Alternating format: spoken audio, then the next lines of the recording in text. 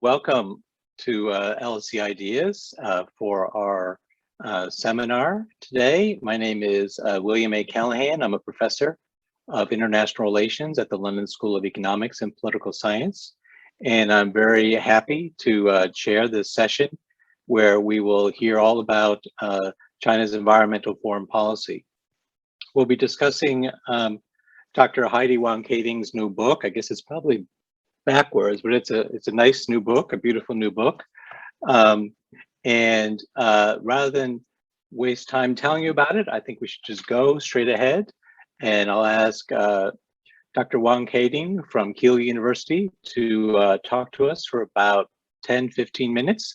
Then we'll go to Professor Judith Shapiro and then Dr. Robert Falkner to get their views on China's environmental foreign relations. So Heidi, oh, actually I need to introduce you better. I call her Heidi because we're old friends. Dr. Wang-Kaeding is a lecturer in international relations at Keele University and author of this book, which just came out this year, 2021. You're also the co-director of a film that is winning lots of awards. Can you remind me what it's called? It's called Black Bohemia. Black Bohemia, about kind of Hong Kong, protests in Hong Kong. But please tell us about your book and about China's environmental foreign relations. Thank you so much, Bill, for this introduction. Dave, may I have the presentation, please? Thank you so much. Yeah, thank you so much. It is my great honor and pleasure to be back to the LSE. And thank you so much for the invitation from the LSE Ideas, Grantham Research Institute, and also the Department of International Relations. It's very special for me to come back and share this book because I started this academic journey 9 years ago in the Department of International Relations at the LSE. So I'm really excited to share with you the key findings of this book. Next slide, please, Dave. Thank you. So this book introduces a new research agenda, which I call environmental foreign relations. I focus on relations instead of policy because I want to highlight the relational aspect of environmental cooperation. Policy, the rich literature on environmental policy, climate policy, have provided us a huge, rich insights in how China's role in global environmental governance. But I also realized the limitation in the literature because it focuses on the outcomes, and I want to give recognition to those underrepresented domestic players. And by focusing on the processes, it is also better for us to understand how the engagement of the Chinese government with the outside world on the environmental cooperation can be shaped, enabled or disenabled by domestic forces. And one overlooked group or players, domestic players, would be interest groups. Next slide, please, Dave. So the focus on interest group actually came from my fieldwork in China. All the interviewees highlighted the importance, the political significance of interest groups. But when they communicated this idea to me, they almost kind of whispered it as it is relatively politically sensitive to talk about interest groups in China. So that's why I went back to the literature to look at how interest is defined in the Chinese cultural and political context.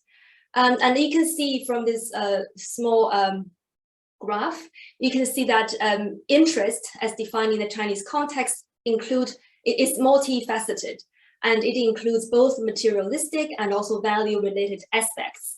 And by looking at the definition of interest, I'm reminded of the IR debate about the intersection between interest and ideas. And in the context of Chinese political landscape, interest and ideas are literally co-constitutive. Dave, can you click away the elephant cartoon so we can see the different forms of interest groups? Yes, click again. Thank you so much. Yes. And by looking at different interest groups, we can also see how they entangle domestic interest with certain concepts and ideas.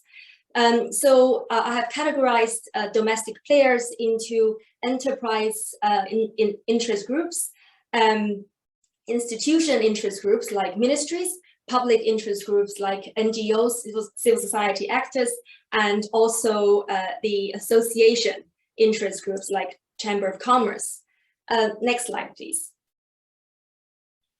Having defined the scope of my book, the environmental foreign relations, I need to decide the sites to observe environmental foreign relations. And these three paradigms have been highlighted in my book, and they also somehow mirror the chronological evolution of China's engagement with the rest of the world in the global environmental governance domain. Dave, click again so you can see, yeah, for the international treaty implementation, I focus on both the enforcement led by institutional interest groups and also compliance led by association different industrial sectors. And in terms of bilateral cooperation, I focus on how public interest groups try to help the Chinese government to share the so-called Chinese experience with other countries. And this also demonstrates the process in which the Chinese government and various players try to establish the leadership position or image among the developing countries. The last paradigm is also very recent and quite interesting. It's the provision of an alternative international norm. So that's where we observe the contestation among various domestic players. I'm looking at public, association, and institutional interest groups. Click again, Dave. Thank you so much.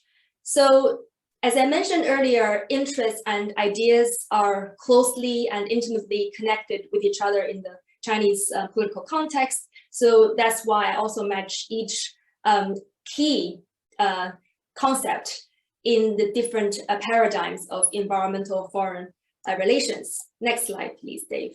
Thank you. Okay, so here we are. There are three empirical chapters. I don't want to give you too much detail, so you're still curious enough and would consider buying this book or asking your library to buy this book. So just give you some main takeaway from each empirical chapter. In the first empirical chapter, I compared the implementation between the Montreal Protocol and the Convention on Biological Diversity. In terms of the implementation of Montreal Protocol, I have observed a very strong enabling factor from the association interest groups, namely the refrigerator sector. They have lobbied to push the Chinese government to sign the Montreal Treaty, driven by their commercial interests. And the other takeaway from this chapter is the implementation of the Convention on Biological Diversity.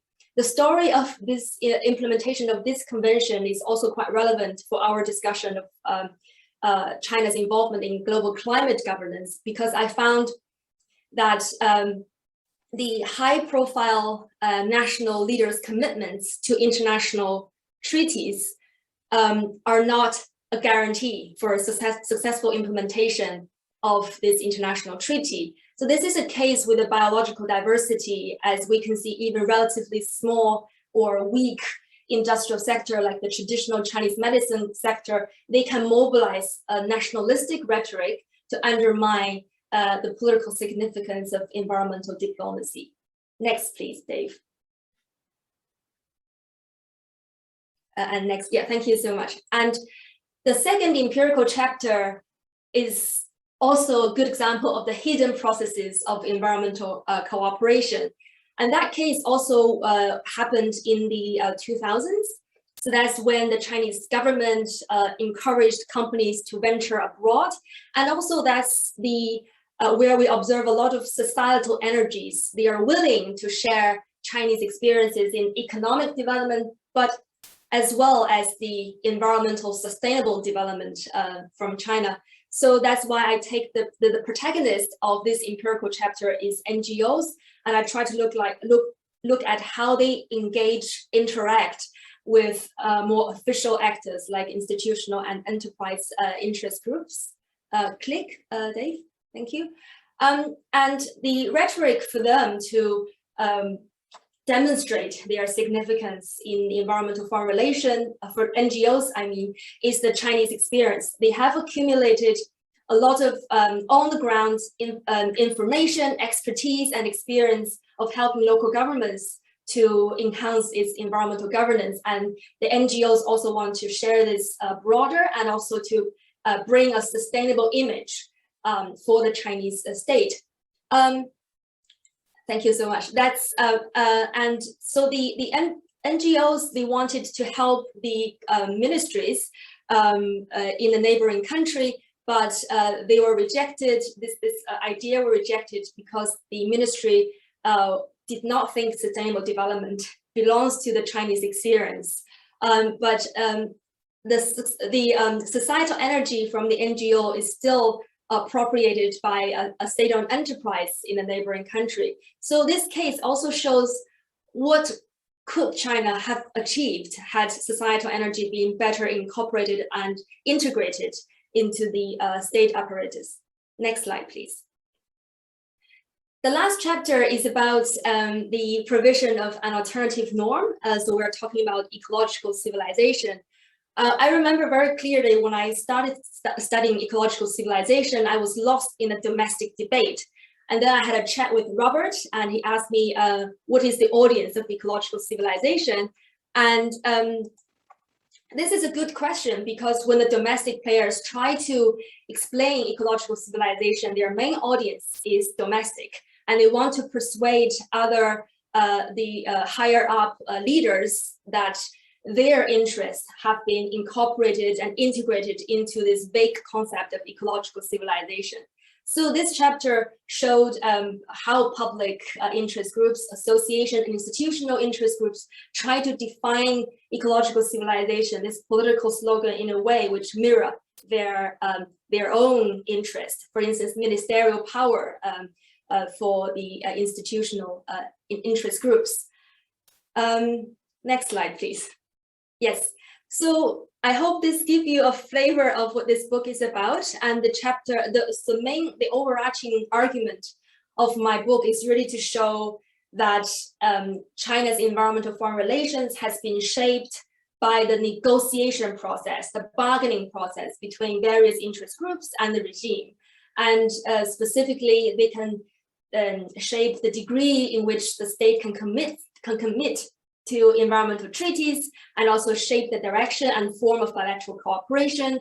And nowadays, we also observe this meaning-giving exercise by interest groups to this alternative norm of international liberal environmentalism for ecological civilization. Next slide, please. Thank you. Last but not least, I want to also mention the so what question. This is a question we were asked a lot of times during our PhD training. The study of environmental foreign relations also helps us better understand the nature of the rise of China on the global stage, and could offer some insights to explain the contradictory image of Chinese behaviors and Chinese stance. So I use the phrase of constructivist utilitarian image to describe what you are observing of China's role on the global stage. On the one hand, we can see this rising normative ambition, the ecological civilization, and trying to present it as a shared future for the human being and for the future. But on the other hand, we can see this domestic interest bargaining and battle, which would influence to what extent this normative ambition can really help the global environmental governance. So all in all, we can see the increasing the crowded domestic field and also the normative ambition presented by the Chinese government. Last slide, please. So if you like my book and also this area of research, you may also like these two fascinating books, China Goes Green, and also the Environmentalism and Global International Society. And both authors are here with us. So I look forward to your comments and feedback. Thank you so much. Okay, thank you, Heidi, for your interesting presentation and for flagging up our two expert witnesses and commentators. First is Professor Judith Shapiro from American University in Washington, D.C. She's the author of numerous books on China and the environment, including Mao's War on Nature, which is about environmental degradation in revolutionary China, China's Environmental Challenges, which is an overview text, and the one that Heidi was just talking about, China Goes Green, together with Yifei Li, which is an exploration of the hidden costs of China's green agenda. So Professor Shapiro, you have 10 minutes. So thank you, Heidi. Heidi and I have been circling each other for a while, I think. I think Heidi reviewed my book, I reviewed her book, and now that her book is out, I'm really happy to be part of this celebration of a book that makes a really important contribution. Particularly, I think there's a tendency to think of China as monolithic, and also a tendency to get very excited about this idea of ecological civilization without really parsing down what it might mean. So I've been given a warning here as to having only 10 minutes, but I'm going to do my best. Yeah, I'm going to do my best. Okay. So I thought that in the lead up to Glasgow, there's a lot of interest right now in really some of the insights of Heidi's book. We're very curious to see what China will do on carbon, and also very curious to know whether China's more concerned with its audience back home or its role on the global stage. So I'm going to rush through some of this, but I do like when I give a talk to establish my credentials here. You can see, I hope you can see that's still me, and I've been in and out of China for a really, really long time.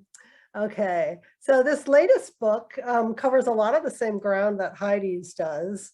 It essentially tries to understand what the hidden agendas might be when the Chinese state asserts that it's going green, right? And so my co-author Yifei Li and I identified a whole series of tools, and we found that oftentimes, yes, China is going green, but other times it's sort of pretending to go green in order to intensify its power over the individual. Yeah. So what is this? Clear waters and green mountains, or gold mountains and silver mountains, or, there's a million different ways to translate this, but this is actually part of the Chinese constitution. So a lot of Western observers got very excited about this, and we're seeing conferences being held in California about ecological civilization. I would say not quite so fast. Yeah, anyway, you see these everywhere. Lucid waters and lush mountains are invaluable assets. Another example of how to translate this. Okay, so what I'm going to focus on today is why the Chinese state might be concerned about climate change. And it's not exactly out of our book, but I think relevant for us in the lead up to Glasgow. Now, first of all, I'd like to establish that environmental issues are a threat to domestic stability and party legitimacy simply by virtue of the fact that ordinary citizens are very discontent with the level of pollution and the threats to their public health. However, they're much more aware of the health impacts of bad air, water, food, soil, and biodiversity. Well, that's not a health, the threats to biodiversity. But on the other hand, the leadership gets climate change, right? The leadership is full of scientists and engineers, and they're very focused on the security impacts of rising seas, melting glaciers, extreme water events, falling aquifers, and so on. So first, though, I'm going to rush through a few slides just to give you a sense of how bad the environmental problem is. Every once in a while, the Chinese state decides to have a blue skies event. So they have Olympic blue and APEC blue and G20 blue. And this is a kind of a reminder simply of the fact that it's not so blue, right? I don't know if you can even see that that's the Forbidden City in the background. Often the focus is on Beijing, but here's an image from Gansu in the western part of the country. Lots of environmental accidents, particularly some explosions around PX plants and other kinds of chemical repositories. Here, a really tragic chemical spill, a cadmium spill. You can see the PLA in the background helping out to try to clear it up. The famous porcine coronavirus scandal in 2014, where dead pigs were dumped into the tributary of the Shanghai of China. I mean, the Paris of China. famous images of little children sorting e-waste. And of course, China has now banned the import of e-waste, which is a very good thing, I think. So that's the human security risk and the discontent. And so the Chinese state knows they have to deal with that stuff, or the people are going to be very, very, very upset with the Communist Party of China, right? Then there's the national security risk that comes from climate change. So with sea level rise, there's already efforts to build seawalls outside of Shanghai, but the big cities of Shanghai, Tianjin, Guangzhou, very much threatened by sea level rise, and all of the efforts to create so-called sponge cities where there's a lot of absorption in the infrastructure are not enough. We saw a terrible flood about a month or two ago in the interior a bit, and that was supposed to be a sponge city, but it wasn't enough. Another issue is this question of glacier melt and falling aquifers. As you know, as the glaciers melt, in the short term, it causes floods, but then in the long term, the rivers are not replenished, and we have this situation of the North China Plain and that aquifer system dropping precipitously, so much so that I don't know if you've taken a shower in Beijing lately, but those are the lowest flow shower heads that I've ever experienced in my life. Already, Beijing is very, very short of water. And so we could, from the Chinese state's point of view, be looking at a situation of climate refugees out of all of Beijing. What if Beijing simply doesn't have enough water in the long term to support life? Also, we have this question of extreme weather, floods, droughts, and storms, which we're experiencing all over the world. But this gets at a legitimacy question for the Chinese state, which goes back millennia. So for millennia, it's all been about controlling the floodwaters, right? And this is a child's cartoon, but it shows the legendary founder of the Chinese nation, Da Yu, Yu the Great. And you can see here he's controlling the floods. So if the leaders can't control the floods, they're in big legitimacy trouble. And so certain rivers, like this is a picture of a flood of the Huang River, the Yellow River, lots of floods on the Yangtze as well. And then by contrast, also problems with drought. So what's the state doing? Okay, technocracy. For climate, there's very little role for citizens. They would say, they would teach climate change in the schools, but they say it's real. There's none of this stuff that we have in America about, oh, it's what did Trump said, a hoax, right? It's not a hoax. There's none of that, but they're saying it's real, but the state is taking care of it.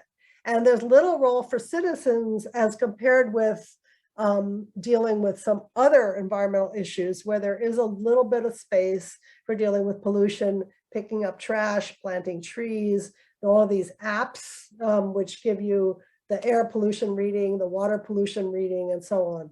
By contrast, for climate, it's not so much. And for the people, it seems like an arm's length issue when they're facing so much immediate public health problem. So what are they doing? So they're doing stuff like, they're putting these machines on the Tibetan plateau that shoot silver iodide into the atmosphere, and this binds with the monsoon rains that are coming up from India, and that makes it rain, and that may temporarily replenish the glaciers. They're also wrapping the glaciers in blankets. These are things cooked up, as it were, by Beijing Normal University and Tsinghua University, very, very technocratic. They don't see climate change so much as a human problem or a political problem or a social problem. There's lots of examples of this kind of thing.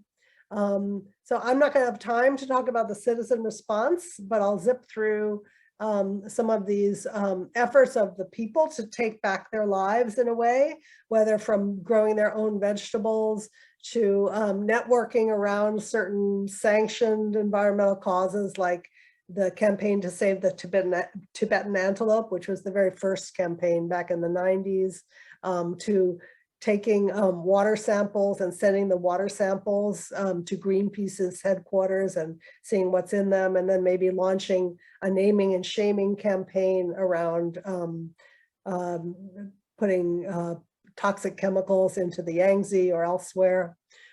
special role for journalists, particularly this very famous Under the Dome, where people were came to understand that little children had never seen the stars. They'd never seen a blue sky. You know, this was very rallying for the Chinese people, but again, more focused on ambient air pollution than on climate change. I gotta just move through. Celebrity activism.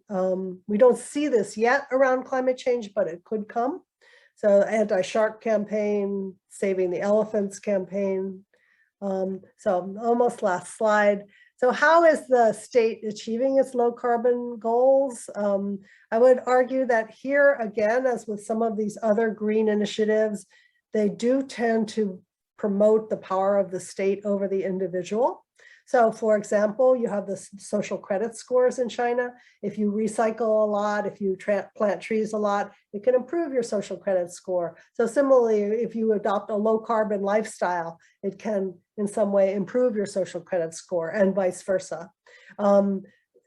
More dams, more nuclear power, more solar, wind, and tidal, all of these things are really out of the hands of ordinary people. And if anything, these big dams are harder to resist when the state says that they need the dams in order to achieve its commitments on the global stage. Nuclear is of course very worrisome. It's not very safe, and there's a lot of plans to build nuclear power. Then the carbon exchanges, which are now national, the state gets to decide who gets how much carbon to trade. And so that puts a lot of power in the hands of the state over factories or governments or sporting events or whatever. It kind of opens up room for a lot of corruption. And finally, with the good promotion of green technologies, such as electric vehicles, the state will hand out the incentives and basically it's going to favor the wealthy ultimately. So I think that's the end. Oh, so the question is this authoritarian environmentalism or is it instead an environmental authoritarianism? I submit sometimes it's the first, but quite often it's the latter. And so thank you very much. And I am done. Okay, thank you, Professor Shapiro. Next up is my colleague in the International Relations Department here at the LSE, Dr. Robert Falkner, who's an associate professor and director of the Grantham Research Institute on Climate Change and the Environment. His latest book is Environmentalism and Global International Society, published by Cambridge University Press this year, July. And his next book, Great Powers, Climate Change and Global Environmental Responsibilities, will be out from Oxford University Press in January 2022. So Robert, please. Thank you, Bill, and thanks to everyone on the panel for having me as well. I'm really excited to be here. Thanks for the very kind introduction, Bill. Just to clarify, I'm the research director of the Grantham Institute. We do, in fact, have a new director, Elizabeth Robinson, who joined us, and she's wonderful, and she's just taken over at Grantham. So that's what I wanted to just mention at the beginning.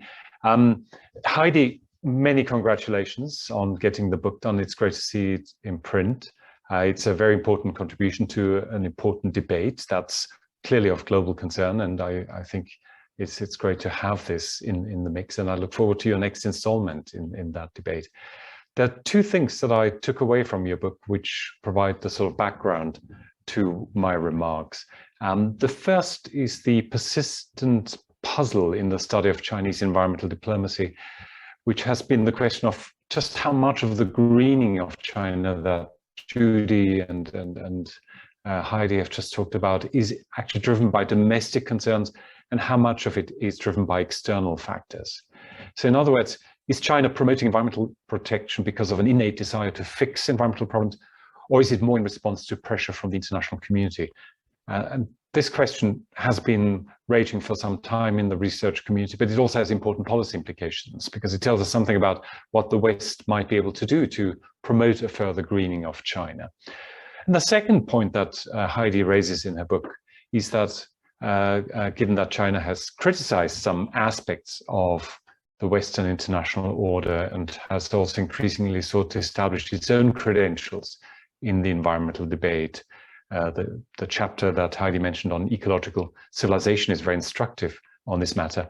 This raises the question of the extent to which China's growing international role in the environmental field is also about challenging existing international approaches and institutions. So in other words, if indeed China is putting forward its own distinctive ideas about environmentalism, what would China want to put in the place of the existing global green order? How would it redesign that existing international order on the environmental plane? And again, this has huge implications for how the West can and should engage with China on global environmental issues. So I'll come back to these points towards the end of my remarks, because I think Heidi's raised some really good points on this one. Let me start perhaps by first taking this conversation more to the international level. And I'm going to run through a couple of steps that China has recently taken in the climate arena, where it has moved considerably from being a laggard to, as now some people claim, a leader in environmental policy making. And I want to use this as a springboard then for a discussion of the wider geopolitical context in which China's climate diplomacy is occurring. But just to jog everyone's memory again about how far China has come in the climate negotiations, let me take you through some of the key stages. Let's start with 2009, the Copenhagen Climate Conference, which at the time was much anticipated because it was meant to achieve a post-Kyoto treaty. And the negotiations got stuck, not least because China refused to make any moves on quantitative emission reductions, which were meant to now apply not just to the northern economies, but also to emerging markets, as was demanded by the US and also some European countries. And China at that point refused point blank to be drawn into a conversation about what it should commit to in terms of quantifiable emission reduction targets, and actually then got blamed for the breakdown of the Copenhagen conference, something that Chinese diplomats hadn't anticipated, and it was seen as a huge loss of face and caused quite a few ripples in diplomatic circles in Beijing, something that the Chinese leadership wasn't used to, being blamed for failure to reach international consensus on a global concern. And I think that did indeed cause some soul searching. Between Copenhagen and Paris in 2015, China then moved gradually but decisively to accept some responsibility and accept a more balanced approach. And the Paris Agreement indeed includes a commitment of all major emitters, the US and China, Europe and India, to take a role in global climate mitigation. Once Donald Trump had assumed the White House in the United States, had assumed power in the US and pulled the US out of the Paris Agreement, China was then actually stepping forward as one of the main supporters, as one of the main champions of the Paris Agreement. One could argue that this was the high point of Chinese climate diplomacy from Copenhagen in 2009, when it was blamed for the failure, to now being one of the main supporters of an agreement that at least was in the balance at the time when the US was trying to get out of the commitment it had made. And then came in September 2020 and now in September 2021, two simple but very powerful announcements that Xi Jinping made at the UN General Assembly. Last year in September, Xi announced that China would now aim for a carbon neutral goal for its own economy by 2060, 10 years behind most Western countries, but significantly early for an emerging economy. This was a big step forward because China, as I mentioned before, had so far resisted giving specific dates for such a target. And then this year, Xi went one step further and announced that China will no more build new coal power plants abroad. Again, a significant move because South Korea and Japan had recently abandoned funding for foreign coal-fired power plants, and China was the only major funder of such plants left. So this now removes most international funding for coal-fired plants. And it's also significant because China has already started first steps. The Bank of China has now announced that it would simply not enter into new financing agreements. So this is really shifting the dial on coal power, and I think these have been widely noted and praised. So what do these recent announcements signal in terms of China's commitment? First of all, China has clearly come to accept much greater responsibility for the future of global climate change. That policy shift is real. It's gone well beyond merely indicating a willingness to engage. China has made some significant steps towards putting markers down and setting targets. It's also, secondly, noteworthy that these policy shifts were unilateral announcements. They were relatively high profile. Both the recent announcements were delivered at the UN General Assembly. They were aimed at the international community and were clearly aimed as signals that China means business. But they also surprised domestic actors in China, but also in the international community. Many noted that these had been more ambitious than was anticipated. And what's noteworthy is that China made these announcements without asking for a kind of quid pro quo by other great powers. So China does not apparently see these as concessions in the great power game, but sees them as necessary steps to meeting global climate objectives. That's interesting, because that suggests that China is willing to play its role irrespective of what other powers, Russia, India, but also the United States, are doing. And yet, great power relations do matter in this. And we were reminded of this just recently in January, when after President Biden had taken power in the United States and sent John Kerry, the climate representative, to Beijing, the Chinese Foreign Ministry repeated warnings about the worsening relations between China and the United States, and it warns that China can't take Chinese cooperation on climate change for granted. There was a veiled threat made that it would use linkage politics, including in climate politics, if this was necessary for wider geopolitical concerns. So this brings into focus this vexing question of just what the geopolitics of climate change will be as we move forward, and as we now have both the US and China much more significantly engaged in the effort to implement the Paris Agreement. And how will this play out in future years? There are some who note that clearly the US and China are the critical two players in this, the G2 of global climate politics. They are the two largest emitters. They're the most influential players, both in the global economy and in global politics, and what they decide will determine the future fate of the planet. But what should we make of the growing geopolitical competition between China and the US? How will it play out in climate politics? There's one view which says this competition is good news for the global race to net zero, because it is indeed a race now. Both the major powers are competing for green technology, for green markets. They are trying to get ahead in that race for capturing future market spaces and investment opportunities, especially in emerging markets, and that therefore a little bit of geopolitical competition might be useful. It could be a boost for climate policy if the US saw China indeed as a future competitor around low carbon technologies and markets.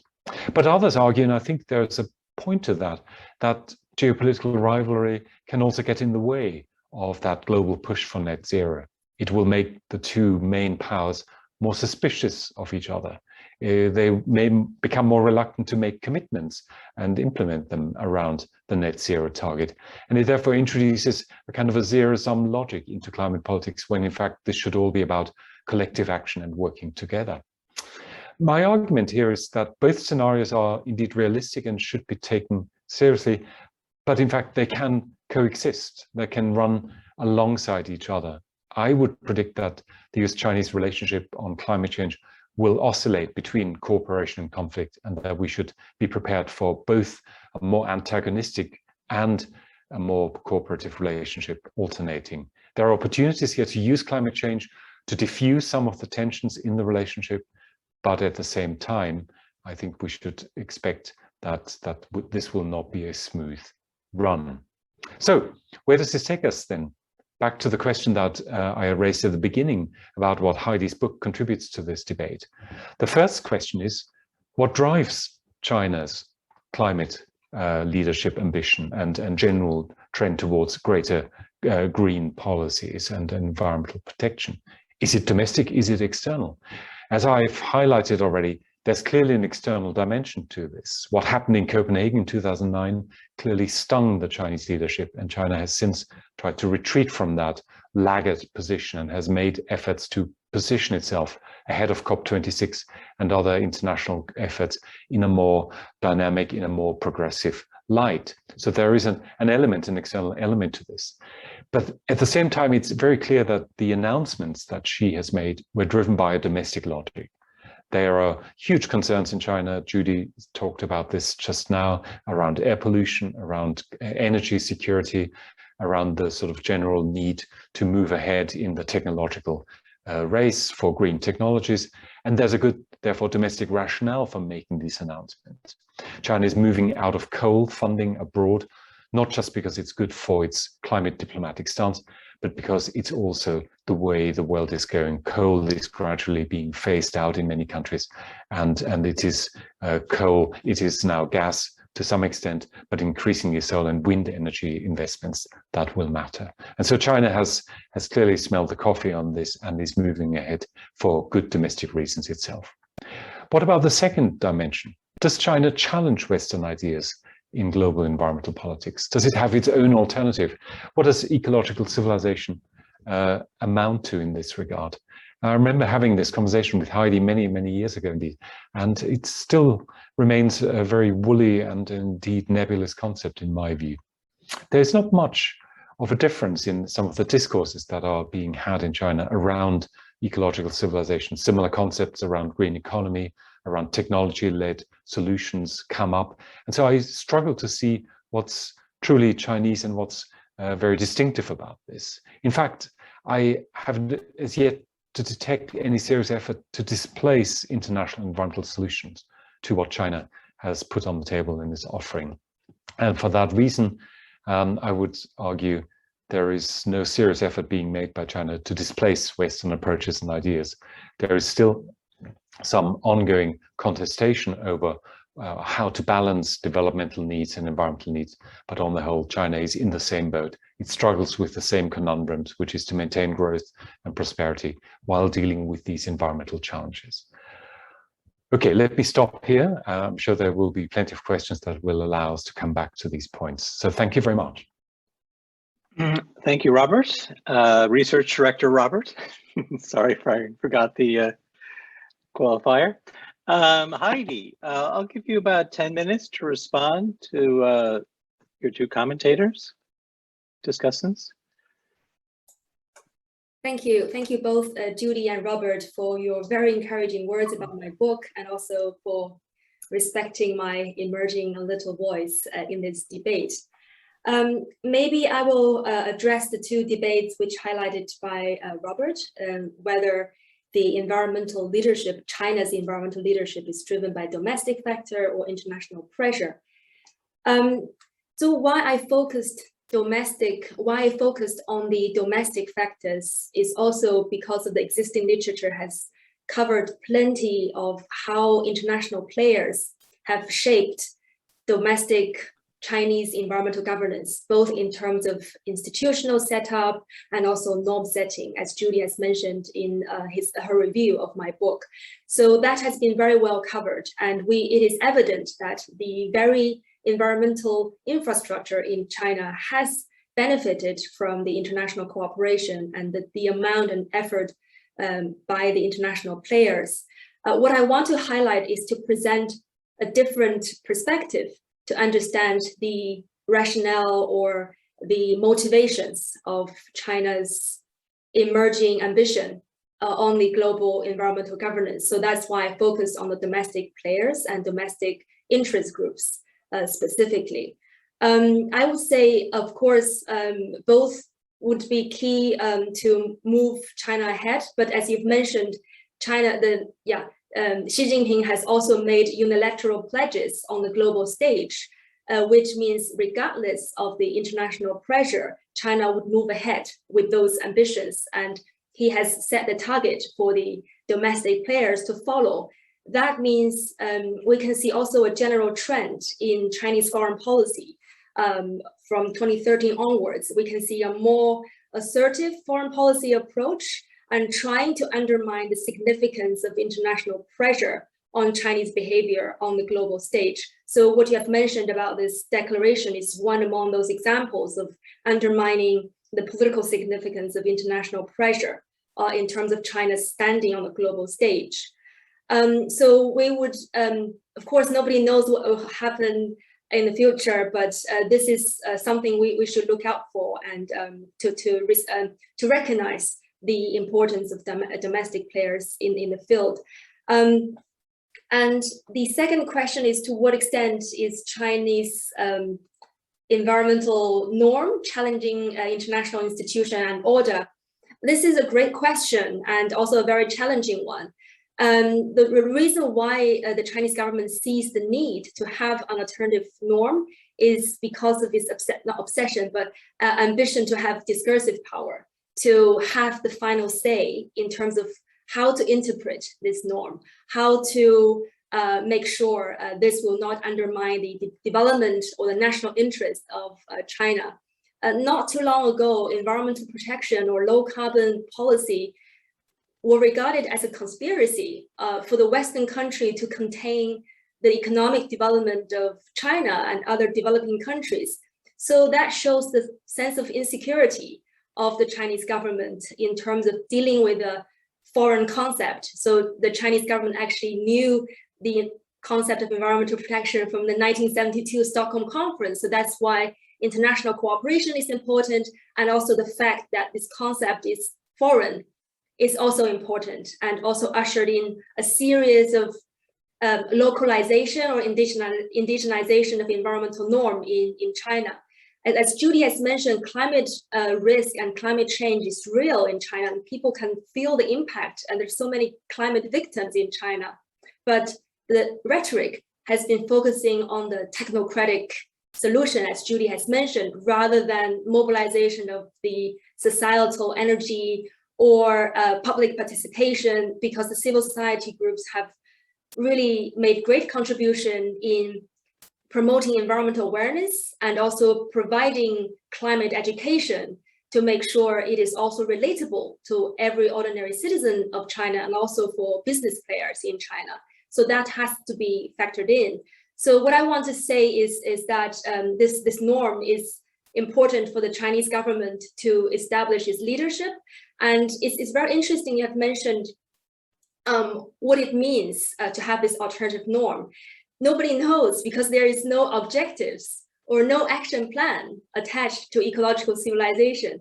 The only thing which is closer to an action plan is Xi Jinping's linkage between ecological civilization and the Belt and Road Initiative to promote this Chinese concept through infrastructure project. So that is the only thing we can link to any kind of suggestion of actions.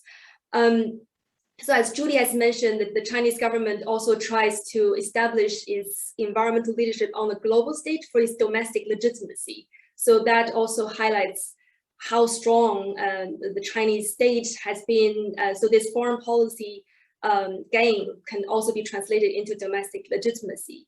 In terms of the evidence for us to look at how China tries to revise the international order or change the way things are organized on the global environmental governance, I think one good example is to see how they try to modify existing environmental standards and protocols to make sure it is in line with Chinese expectation, Chinese way of doing things. One example would be the recent reform in the World Bank in the environmental standard. And so some countries have lobbied to lower the environmental standard with the reason that because we have alternative financiers, we have the AIIB. So that's why if you don't provide us with the funding, AIIB will. So the existence of alternative financier also make it possible to modify the existing norm or existing standard. So that's why I think it's important to keep an eye on this norm. And also by having this discursive power, the Chinese government can decide and have the final interpretation of what is included in the norm and how to phase out public participation, as Judy has highlighted and acknowledged. how to phase out public participation and how to phase out democratic decision-making, for instance, from this liberal environmentalism norm. So maybe I'll end here, and we can open the floor for questions or respond from my discussants, either way. Thank you, Heidi. I'll respond a little. I think that, so in your chapter on ecological civilization, you talk about the idea of composite ideology, which I also use. It's a great concept, so I recommend it. And what I find useful about composite ideology is it says that ideology doesn't have to make sense, that it can be multiple and contradictory. And if you just say, aha, there's a contradiction, so it doesn't make sense, you're missing the point. Because the point is about how this is an ideology for China. So to me, I see ecological civilization, you talk about it as a composite ideology itself. I see ecological civilization as part of China's or Xi Jinping's broader composite ideology of providing a Chinese alternative. So that's why it's a Chinese alternative, not because it has any content that is necessarily a Chinese alternative, but because China says it's an alternative and China has to provide an alternative or else China's not doing its job. This is the sort of rhetoric you hear a lot of. But let's go to the floor for questions. Gosh, Actually, there are 10 of them. I wanted to add something there. Could I add something, please? Sure. Okay. Go ahead. I think this effort to create an alternative ideology and to bring ecological civilization to the fore and essentially replace ecological civilization, use ecological civilization to replace sustainable development has to be seen in the historical context in which a lot of these institutions like the World Bank, IMF, were created at a moment, historic moment when China was very weak. And they felt that they didn't have any say in the creation of these institutions. And then as things opened up, say at the IMF, they lobbied really hard to get a Chinese person to be at the head of the IMF, and they failed in that. So then they were like, okay, well, we're gonna retake our historical status in the world that was ripped from us in the century of humiliation and the rape of a country by the Japanese and the foreign powers, and create our own institutions. And to do that, then, ecological civilization is not just something Xi Jinping made up and it's an empty concept. There are think tanks, many think tanks in China devoted to thinking through what ecological civilization means in terms of the latest stage of the development of Marxism and, China's unique contribution to a whole other vision of the future. And one more point, and I know we do want to go to the questions, is that these official definitions about, they do have a monetary, right? A monetary implication. So the green mountains and the blue rivers are silver mountains and gold mountains, right? So there's money involved there. So the vision is both clean and green, but also prosperous and has the sort of glittering spires of Shanghai in the background. So yeah, I'll stop there. Sure. I mean, the notion that China has been excluded from international institutions is very popular in Beijing, but it's just not true. That China was included. It was just the Republic of China. So the Communist Party was not included. China was included. So that means, I don't want to get into that debate, but let's see. The first question by Lara is, how does the interplay of actors affect investments along the Belt and Road Initiative? And to what extent does this affect global climate governance under the UNFCCC?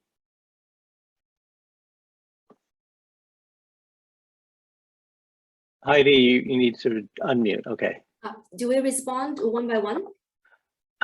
Yeah, respond one by one. I need to read through them all to get a sense of which ones are best. Okay. So I'm not an expert in climate policy, so I can only draw some expertise from my understanding of the intersection between environmental projects and investment projects, because that's what I've covered in my second empirical chapter. In terms of overseas investment, Ministry of Commerce will approve projects, both foreign aid and foreign investment. And so, of course, they are not the only one. Ministry of Finance also play a very important part. And you're right, People's Bank of China, it's quite important in terms of setting on some regulations to make sure the financiers are in line with its expectation.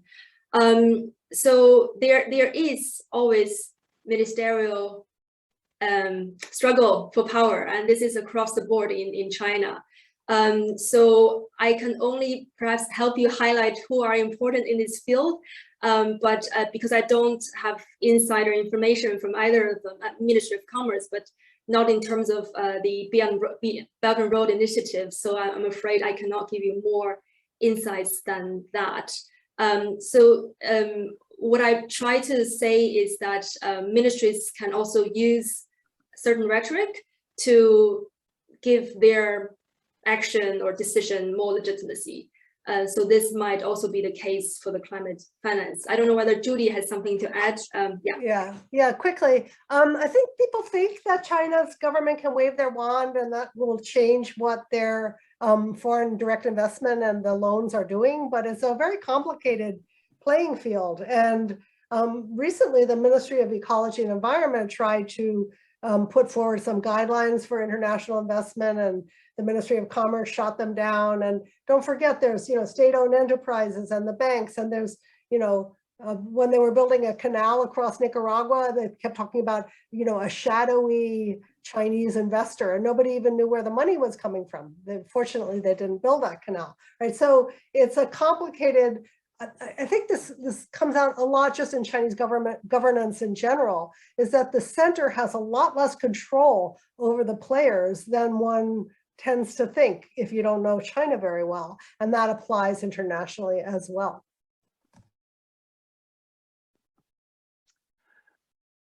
Okay, so next question. Chris asks, it's hard to read these questions. No, it's Paige asks, she would like to hear more about the socio-political implications of China's response to the climate crisis. A couple of, I think, Heidi and Judy both talked about that this is a real concern amongst the Chinese people. And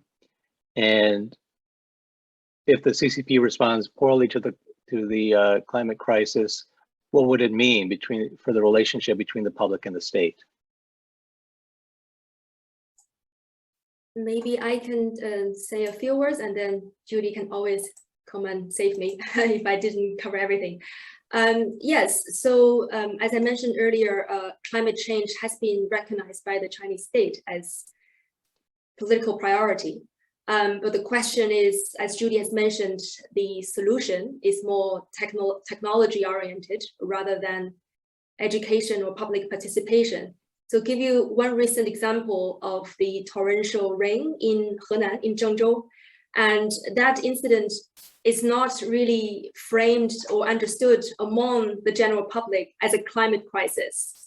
And there is even some popular writer on the internet saying that actually global warming is good for the regime of China. So you can see the level of political communication of climate change is not that mature, and it could be stepped up to encourage more serious engagement with climate projects on the grassroots level, on the public level.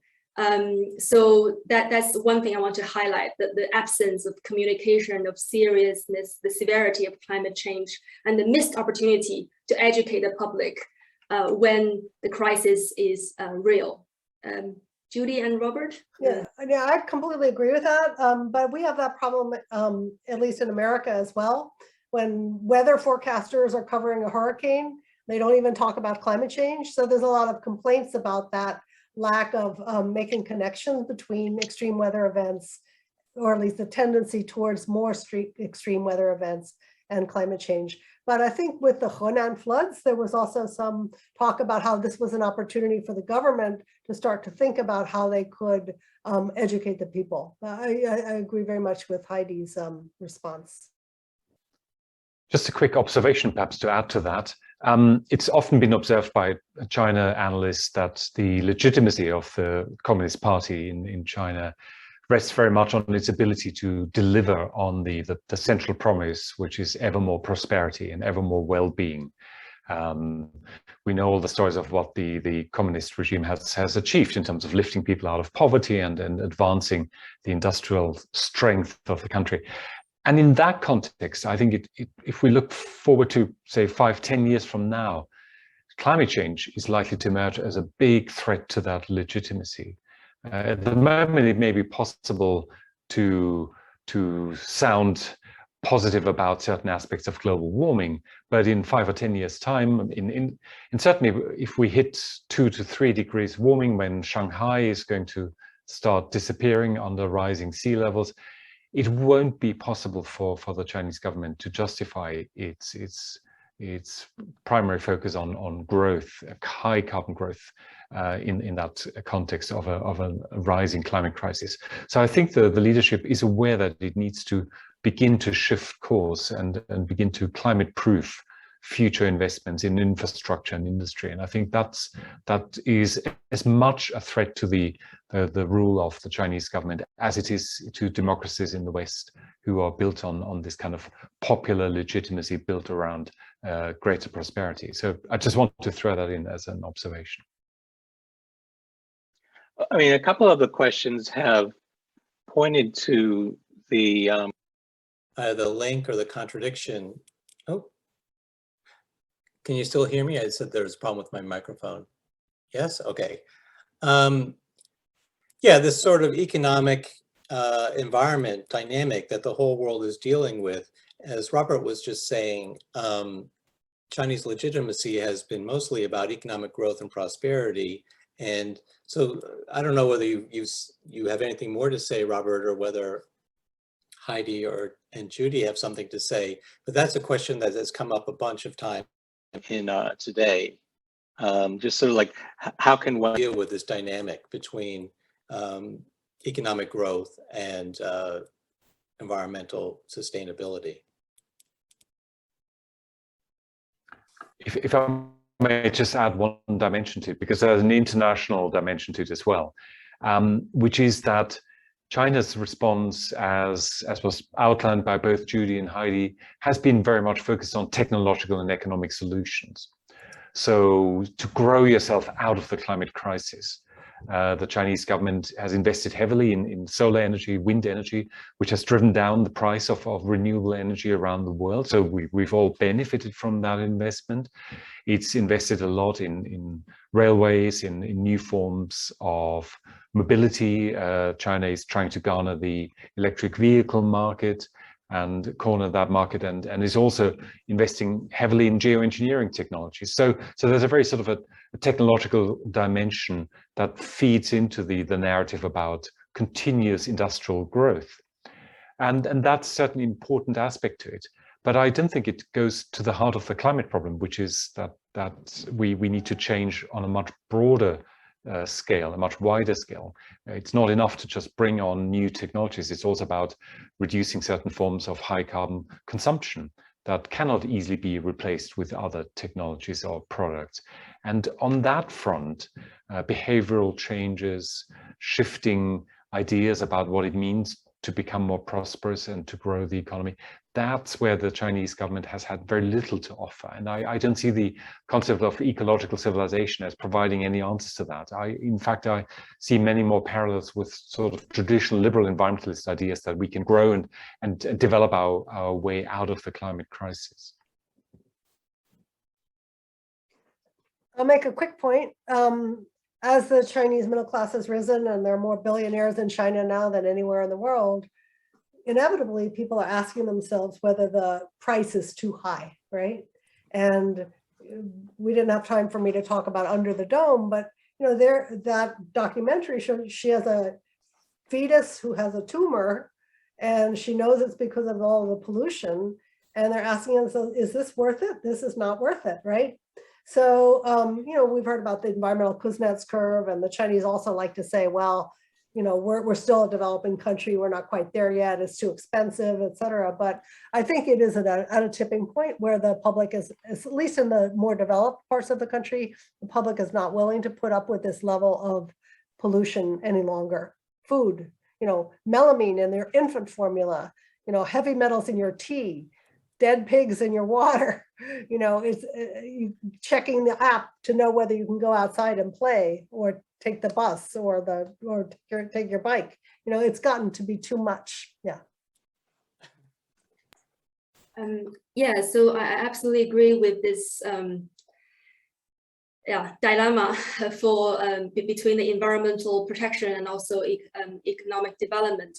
But if I look at the development of ecological civilization, there is a tendency for the Chinese government, at least from the official narrative, to make them coexist harmoniously and to encourage this idea of green growth and also to create this illusion that, as Judy has highlighted and explained ecological civilization, green mountain and clear water are monetized. So that's why they try to make it, compatible with each other, but that maybe is more an aspiration than a realistic reflection. And in terms of just collecting my thoughts so I think what I really want to highlight is also this behind the debate between environmental protection and economic development is the ignorance of the social and societal costs, which Judy has highlighted in her book, China Goes Green. And this has not been really discussed systematically or sufficiently in existing literature because the Chinese government can invest a lot in renewable energy, in clean technology, but that couldn't solve the problem. And this has been introduced in a coercive manner.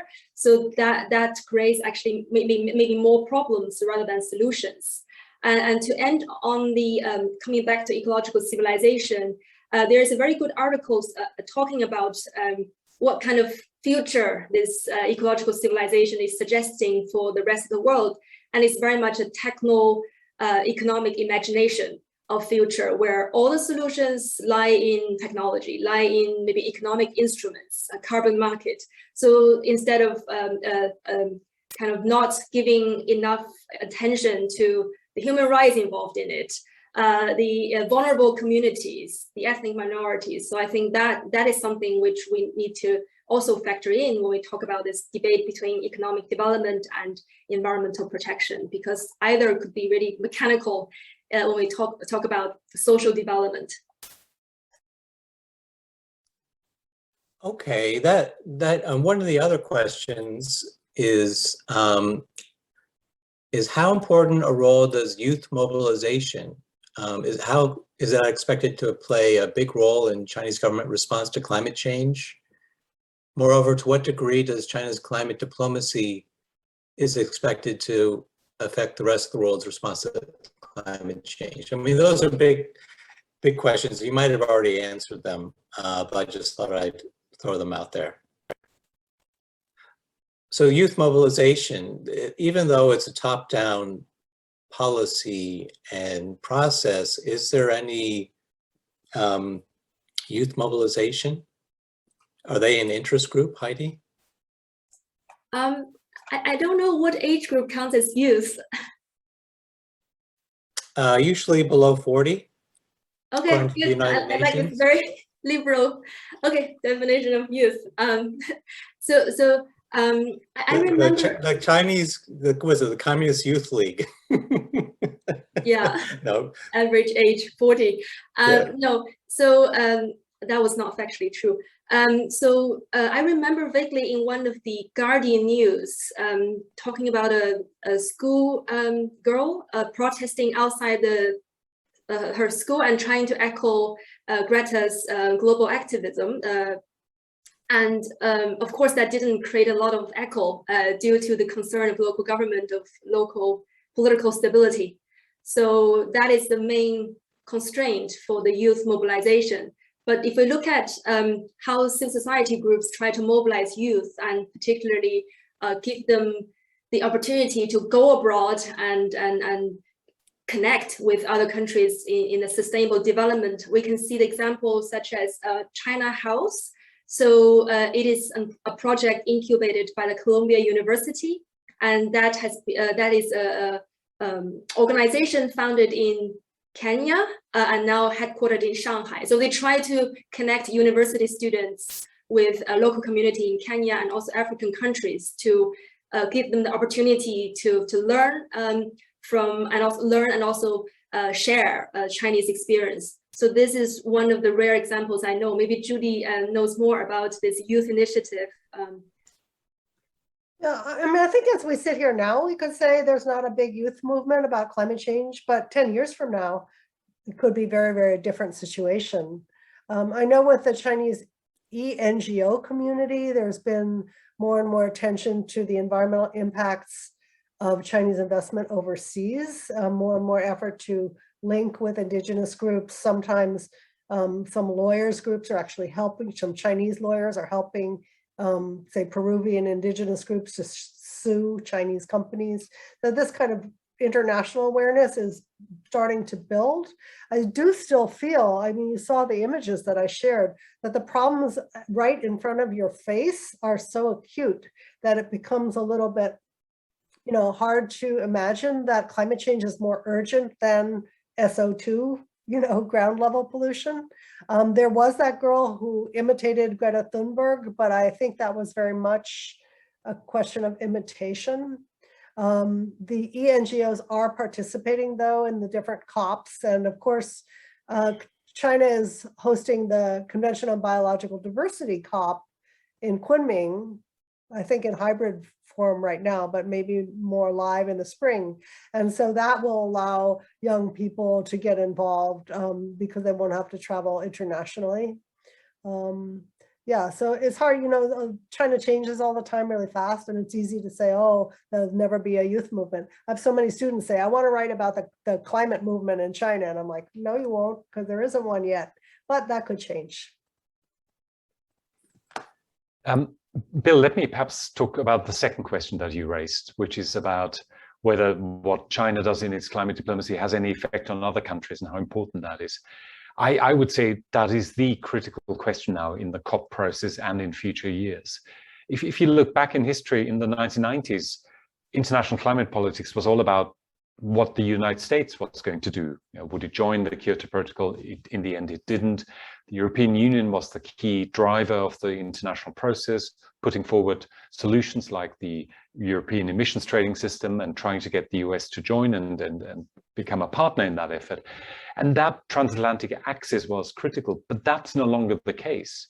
In the US case, it's kind of oscillated between reluctance to participate and now again under Biden, some form of renewed leadership. But it's really China that's calling the shots now, because in climate politics, you are a great power and influential player if you have the largest carbon footprint. And it is China by far that has by far the largest carbon footprint. It emits the most emissions. Its future investments in infrastructure around the world will have the biggest influence on whether this infrastructure will be carbon proof or not, will be low carbon or high carbon. And so its enormous role in shaping global investment flows, financial flows, and also trade flows will be the critical factor. So what China does in a way shapes the entire climate process. And if China continues down this path that she has embarked on, which is to bring forward its decarbonization program, to reduce its support for high carbon infrastructure abroad, then that could entice other countries, reluctant players, think of India, think of Russia, perhaps to step up their efforts. There's also that competitive dynamic in play. If China invests ever more in renewable energy and in low carbon technologies, that will become the standard around the world, and that puts other key economic players under pressure. So I think this is the future of climate diplomacy is one for China to write, and that's the critical question of the next 5 to 10 years. Okay, there are a bunch of questions about the role of banks, whether it's the People's Bank of China or AIIB. I don't know whether the three of you feel you can answer those.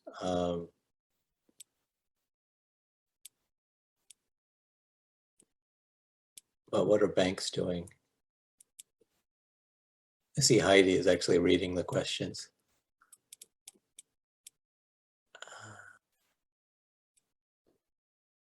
I can comment quickly that I've been involved with quite a lot of projects that are seeking to pressure banks from overseas to adopt various kinds of sustainable standards.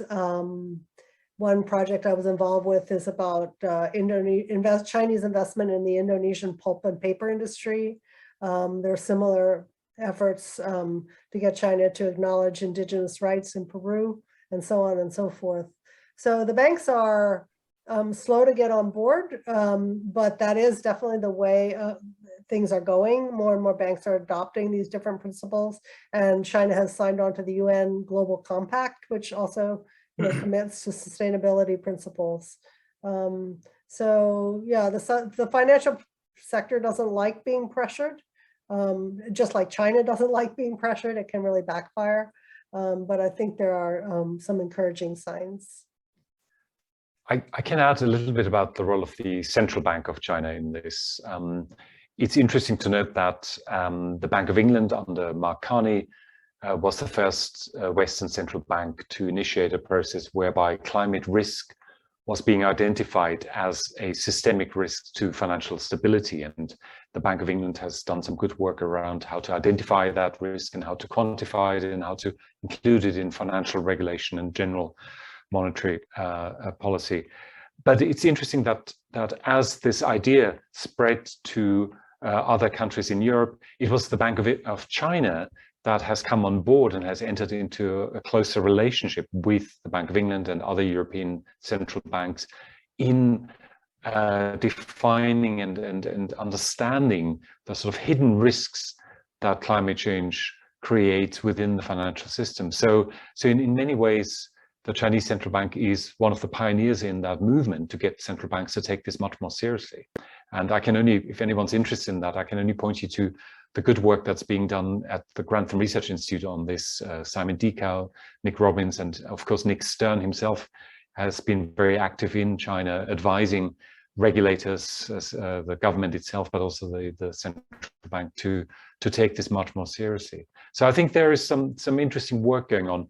Quite how that filters down into the lending practices of banks, as Judy was saying, they're not all on board, and I think that will require a lot more of an effort there. But at least at the highest level, we seem to have seen a considerable movement in the right direction.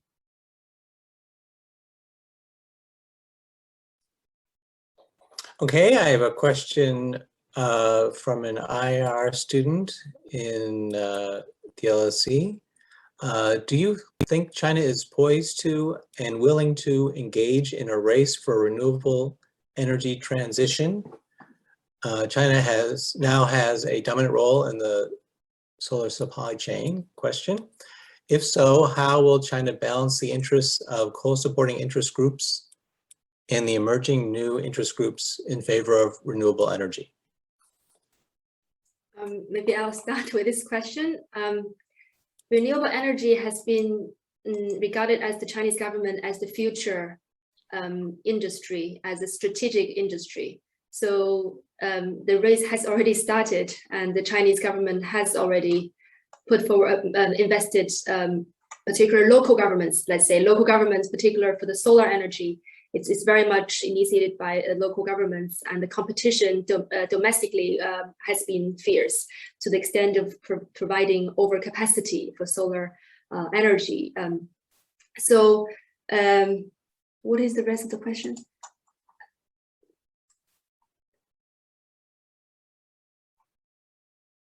Okay. How they're going to balance the coal interests with the new renewable energy interests. Thank you. Thank you, Judy. So one way to look at it is to look at the transformation, so the transition of state-owned enterprises, which has relied very much on fossil fuel, conventional energy resources. So that's one thing to observe. But as I said, so the wind energy has been dominated also by a mixture of state-owned enterprise and private enterprise. But for the solar solar sector, it is very much private companies, and they tend to be small and medium-sized companies. So their number overwhelms the size of those solar companies. So we can see new players in the ground. And also when the local governments invested in those solar companies, they also have a vested interest to make that a success. So I would say the new interest groups would be those private companies and also those SOEs, which has the aspiration to transform into a more cleaner technology. So that's my response. It's like doing a test and see whether my examiners agree with me. But yeah, so Judy and Robert. We all agree on this one. In fact, I would go one step further, that in some areas that technological race is already over and China has won it. When you just look at the solar sector, China has completely revolutionized how the sector works. In the beginning, in the 1990s, it was German, Danish, and some Californian firms that started to develop more effective solar panels. There was some interest in the investment community to see this as the next big thing of the renewable energy revolution, and a lot of Western money went into those companies, particularly in the United States and California, and they were all driven to the wall, and they've all been eliminated in the race. The solar panel market, the global market for this, is dominated by Chinese companies. Now you can argue this is terrible, and you know, suits have been brought against China at the WTO, at the World Trade Organization, over unfair competition and dumping. But from a climate perspective, this is terribly good news. Solar panels are so cheap now that it's cheaper to produce solar energy even in Britain, which doesn't always benefit from the kind of continuous sunshine that our students would like to see, because of the low costs of these solar panels. So I think on a number of fronts, China has already begun to dominate this market, but there are many more innovations that are coming our way. Electric vehicles, there the competition is still very much alive, and it's not clear yet who's ahead. Yes, China is dominant in battery production, particularly because it's developed scale before many other countries have done that. But integrating these battery solutions into entire systems, cars, trucks, and so on, that's still an unresolved issue. And then there are many other technological challenges ahead. So I think that race is on, and China therefore has a good reason to push ahead with that. Okay, thank you, Robert and Judy and Heidi. Our time has come to an end, and I would like to just give a round of applause to Heidi and her book and the wonderful discussants, and thank the audience for their excellent questions, and thank the LSE Ideas team for putting this together, Lucas and David and other people. Lucas Fiala and David Sutton in particular. So thank you, and have a good night. Thank you everybody.